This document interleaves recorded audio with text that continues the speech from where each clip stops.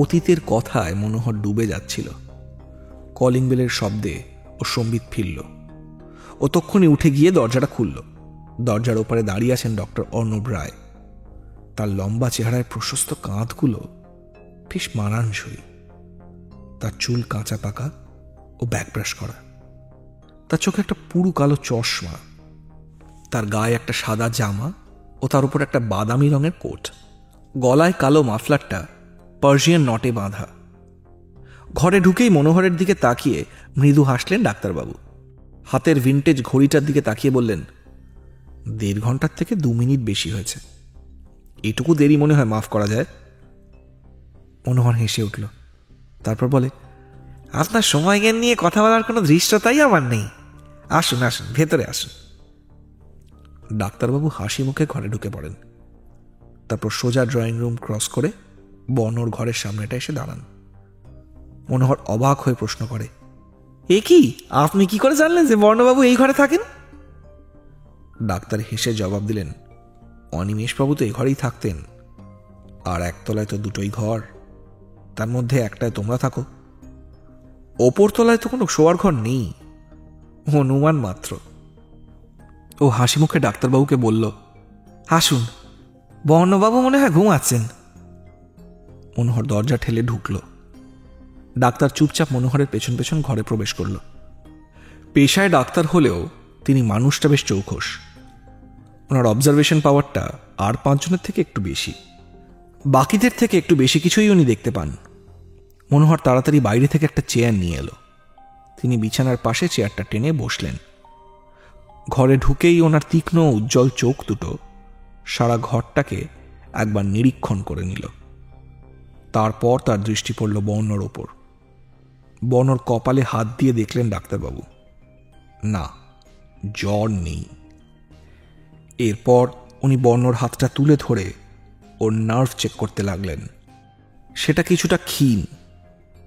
এরপর নিচু গলায় বর্ণকে ডাকতে লাগলেন ডাক্তারবাবু, উঠুন বর্ণবাবু, দুপুর হতে চলল তো, বললেন ডাক্তার। বর্ণ ঘুমে কাতর হয়ে রয়েছে, সে কিছুই শুনতে পেল না। ডাক্তারবাবু মুখটা কুঁচকে বললেন, অ্যাজ এক্সপেক্টেড। ডাক্তারবাবু বর্ণর মুখটা থুতনির কাছে থেকে ধরে দেখলেন। ওর চোখের নিচের ঘন কালির দাগ দেখে উনি একটু ভুরু কুঁচকলেন। তারপর ডাক্তারবাবু খেয়াল করল বর্ণর মাথার মাঝখান বরাবর একটা জায়গা ফুলের ঢিপি মতো হয়ে আছে। খুব আশ্চর্য হলেন উনি। মনোহরকে বললেন, এ কি, এখানটা এরকম ফোলা কেন? মনোহর ঠিক বুঝতে পারল না। ও ঝুঁকে পড়ে হাত দিয়ে দেখল, সত্যি তো, এরকম ফুলে গেছে কেন?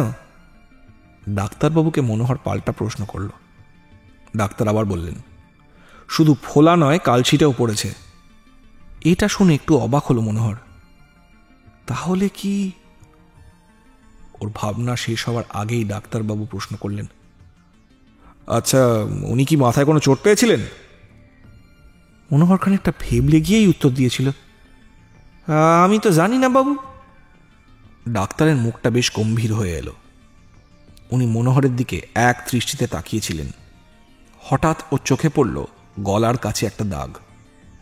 এ কি, গলার দুপাশেই দাগগুলো আছে?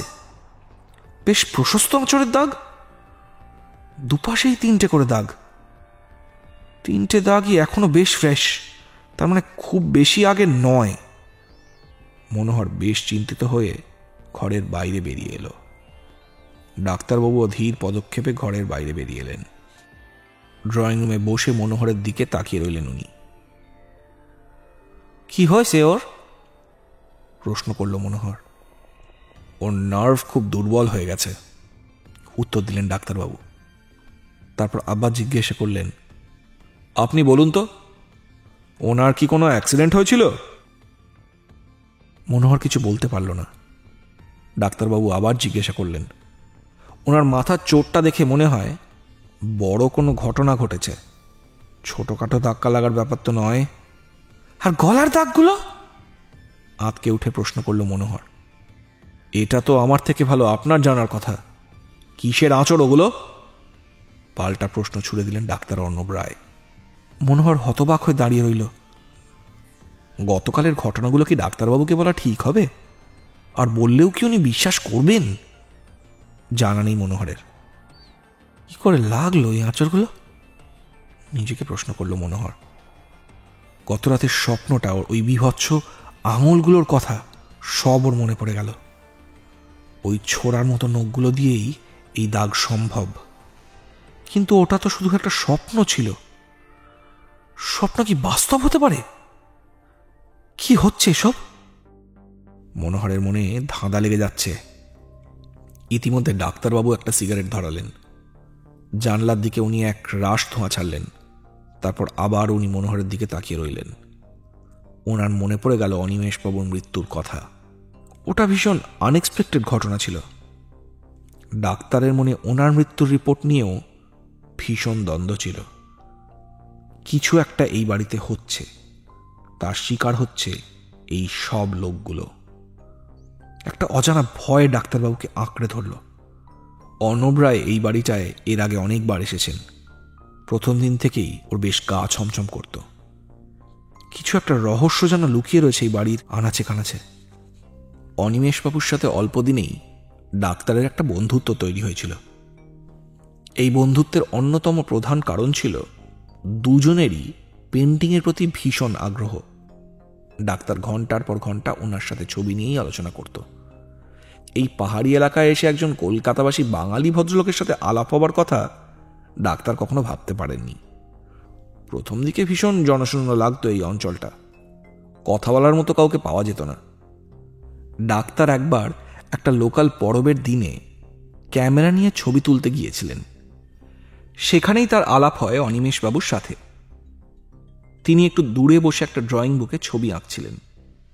ডক্টর অর্ণব খানিকটা যেচে আলাপ করতে যান। ওনার এই ভদ্রলোককে বেশ চেনা চেনা লেগেছিল। কোথায় যেন দেখেছেন, ডাক্তার ঠিক মনে করতে পারছিলেন না। তারপর উনি কথায় কথায় অনিমেষবাবুর নাম জানতে পারেন। ডাক্তার নাম শুনে চমকে ওঠেন। এই ভদ্রলোকের এক্সিবিশনে তো অর্ণব গিয়েছিলেন। একাডেমি অফ ফাইন আর্টসে হয়েছিল, যদিও সেটা বেশ কয়েক বছর আগের কথা। ওনার আঁকার একটা ডিস্টিংক্ট স্টাইল আছে। উনি রাক্ষস আঁকেন, মনে মনে বলল ডাক্তার। তারপর আলাপ আরও বাড়তে থাকে। অনিমেষবাবু প্রায়ই ওনাকে বাড়িতে ডাকতেন। দীর্ঘ সময় ধরে আলাপ আলোচনা চলত। এরকম জায়গায় এসে গল্প করার লোক পেয়ে অনিমেষবাবুও খুব খুশি হয়েছিলেন। এরকম একটা মানুষের অমন মর্মান্তিক পরিণতি হবে তা ডাক্তার ভাবতেও পারেনি।